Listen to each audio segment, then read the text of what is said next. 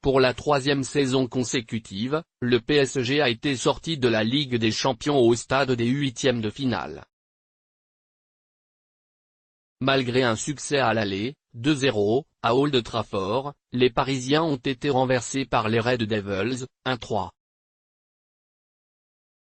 Dans son édition du jour, l'équipe fait de graves révélations sur les coulisses de cette nouvelle désillusion européenne. PSG, jour de vacances, retard, la très curieuse préparation des Parisiens.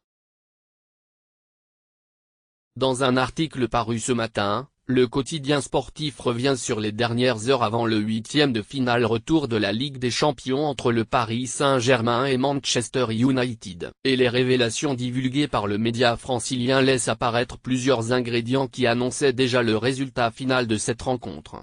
Dans les jours précédant la rencontre, certains Parisiens sont apparus plus préoccupés par le nombre de jours de repos qu'ils auraient après le match en raison du report de leur déplacement à Nantes le week-end suivant et par la manière dont ils les occuperaient.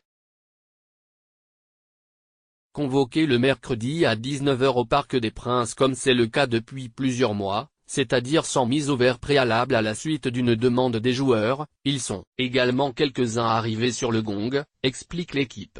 Plusieurs étaient très justes, preuve qu'ils n'étaient pas forcément dans les meilleures dispositions pour le match, confirme un membre de l'encadrement. Alphonse Areola est, lui, en retard. Le gardien de but, qui de toute façon ne devait pas jouer, n'est pas arrivé au stade par l'itinéraire recommandé et s'est retrouvé bloqué dans une rue pendant plusieurs minutes, poursuit le journal sportif. Suit ensuite un management trop conciliant où l'effacement de Nasser Al-Khelaifi est évoqué, malgré sa colère dans le vestiaire. Une concurrence interne trop faible ou le manque de joueurs de haut niveau dans l'effectif est souligné.